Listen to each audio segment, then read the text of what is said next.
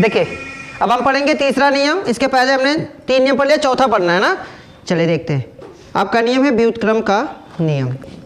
चलो देखो, है ना, व्युत्क्रम अनुपात का नियम।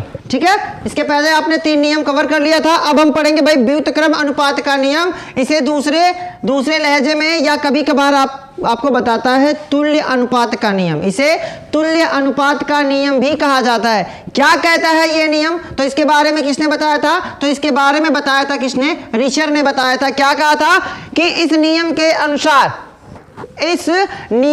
अनुसार जिस भारानुपात, ये पॉइंट जरूर याद रखना, जिस भारानुपात में 2 तत्व अलग अलग किसी तीसरे तत्व के निश्चित भार से संयोग करते हैं, उसी भार के गुणित या उपगुणित अनुपात में वे दोनों आपस में संयोग करते हैं। चलो देखते हैं क्या पॉइंट है, क्या समझना है। ठीक है, जैसे हम बात कर लेते हैं सोडियम की।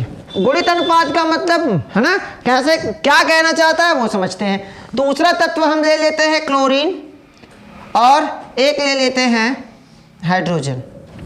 ठीक है, क्या कहता है? इस नियम के अनुसार जिस भारानुपात में दो अलग अलग तत्व, एक तत्व आपका क्लोरीन हो गया, एक हो गया हाइड्रोजन, किसी तीसरे तत्व के, ठीक है, कोई 2 एक लग सकते हैं, तीसरा कोई भी बन सकता है। कैसे बनेगा वो हम समझेंगे। कहां तक गई भी? यहां अलग किसी तीसरे तत्व के निश्चित भार से संयोग करते हैं, उसी भार के गुणित या उपगुणित अनुपात में वे दोनों आपस में संयोग करते हैं। पॉइंट समझो, क्या बनाता है? NaCl मिलके क्या बनाएगा बाबू? NaCl बनाएगा। अनुपात क्या बनेगा इसका? तो सोडियम का कितना होगा भाई? 11 दूनी 22, है ना, यही ना होगा भाई? 11 दूनी 22 और एक 23 हो गया। ठीक है, 23 अनुपाते, है ना, कितना हो गया इसका? होगा 23 अनुपाते इसका कितना हो गया? 35.5। क्लियर है? यहां तक समझेंगे, बहुत आसान है। दूसरा क्या होगा भाई? Na और क्या बना? NaH बना। सोडियम का कितना हो गया बाबू? 23। हाइड्रोजन का कितना हो गया? 1।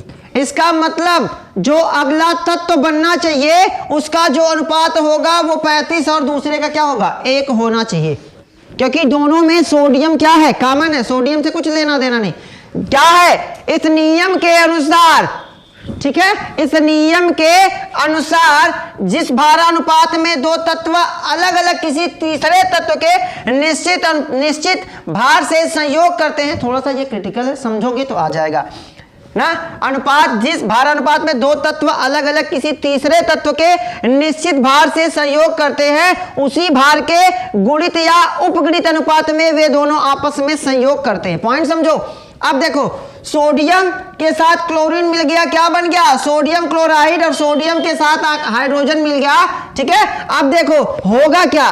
पॉइंट क्या समझना क्या है कि जब ये किसी तीसरे तत्व को मिलके बनाएंगे तो तीसरा तत्व क्या हो गया? HCl हो गया। अब अनुपात देखो क्या होगा? तो इसका अनुपात 1 और 35 यही होना चाहिए। इसका अनुपात कितना होना चाहिए? 1 अनुपात 35.5। तो निकाल के देखते हैं क्या हाइड्रोजन का सही में, क्या हाइड्रोक्लोरिक एसिड का जो सही में जो अनुपात आएगा वो 1 अनुपात 35 आता है। तो क्लोरीन का पहले देखें H और दूसरा Cl। H का 1 और क्लोरीन का कितना होता है? 35.5 होता है। तो आ गया कि नहीं आ गया?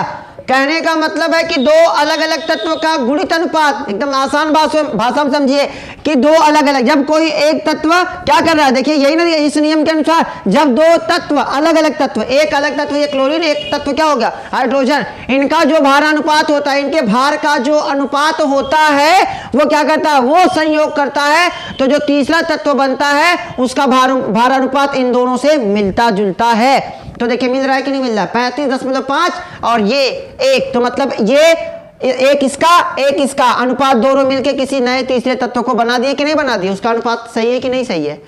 समझ में आ गया कि नहीं समझ में आ गया? कहने का मतलब है, थोड़ा सा ध्यान देंगे। चलिए अगला हम निकाल लेते हैं C का, है ना। कार्बन किसके साथ मिल रहा है? कार्बन मिल रहा है भाई हाइड्रोजन के साथ और ऑक्सीजन के साथ मिल रहा है। हाइड्रोजन के साथ और ऑक्सीजन के साथ मिल रहा है। निकाल देंगे कि नहीं निकाल देंगे? इसका निकालेंगे कि नहीं निकालेंगे? चलिए निकाल के ही देख लेते भाई, है ना। तो कार्बन जब इसके साथ कार्बन हाइड्रोजन के साथ मिला तो क्या बन गया? CH4, और इसके साथ मिल गया तो क्या बन गया? CO2। बना कि नहीं बना? अब इसका जो अनुपात होगा, कार्बन का परमाणु क्रमांक कितना होता है भाई? कितना होता है? 6। तो 6 दूना 12, और इसका हाइड्रोजन का कितना हो गया? 12:4 हो गया। और कार्बन का कितना हो गया भाई? इधर कार्बन डाइऑक्साइड का, कार्बन का कितना हो गया भाई? 6, और ऑक्सीजन का कितना हो गया? 32। 6:32 नहीं, 12 होता है ना, 12:32। और ठीक है, वेरी गुड। कार्बन का कितना होता है भाई? इसका कितना होता है परमाणु क्रमांक? 6। तो परमाणु भार कितना होगा? 12। तो इसका अनुपात कितना आएगा? 12:32। अब जो अगला तत्व होगा उसका अनुपात कितना आना चाहिए? 4:32 आना चाहिए। कितना आना चाहिए? 4:32 आना चाहिए। देखो कैसे निकलेगा भाई, इसको आसान भाषा में हम तोड़ सकते हैं। इसे तोड़ेंगे तो क्या आएगा? 3:8 आएगा कि नहीं आएगा? इसको तोड़ेंगे कितना आएगा? 4×3 12, 1:3 आया कि नहीं आया? यहां तक कर लेंगे। इसके बाद क्या करना है? अब तीसरा तत्व क्या बन रहा है वो देखो।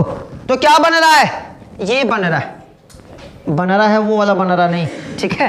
क्या बनेगा भाई? H2O। अब H2O इसका कितना है? 1 कहां गया? 3 है ना। इसका 1 8 ले लेंगे, इसका 1 1 ले लेंगे, तो 1:8 बन रहा है कि नहीं बन रहा? देखो अब देखो इसका क्या? 1 इसका निश्चित कौन है भाई?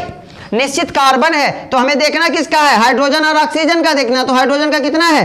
हाइड्रोजन का कितना है ना? यहाँ 1 हो गया, और यहाँ कितना हो गया इसका? कहाँ गया भाई? कहाँ गया जी? यहाँ 8, 1:8। तो हाइड्रोजन जो जल है, क्या उसका अनुपात 1:8 आ रहा कि नहीं आ रहा? तो देखो हाइड्रोजन का कितना होता है? 2 होता है। ऑक्सीजन का कितना होता है? सॉरी, H2O, ठीक है। हाइड्रोजन का कितना हो गया? 2, और ऑक्सीजन का कितना हो गया? 16। तो काटेंगे कितना आ गया? 1:8। अरे 8 दूना 16, तो 1/8 आया ना। तो इसका अनुपात क्या बनेगा? 1:8 आया कि नहीं आया?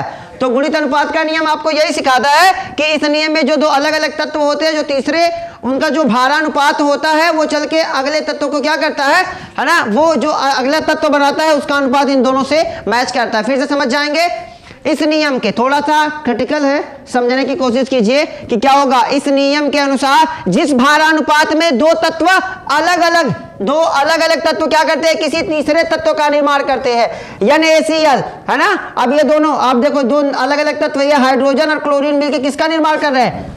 दो अलग अलग तत्व मिलकर किसी तीसरे तत्व का क्या कर रहे हैं? निर्माण कर रहे हैं। उनका जो भारानुपात जिस संयोग से वो बने हैं, तो इसके भारानुपात के संयोग से ये बने हैं 35.5 और 23:1। तो ये देखो 23:1 का इसका अनुपात, एक इसका। कहने का मतलब है दोनों में से किसी इसका एक अनुपात, एक इसका अनुपात मिलकर ये तीसरे अनुपात को बनाएगा।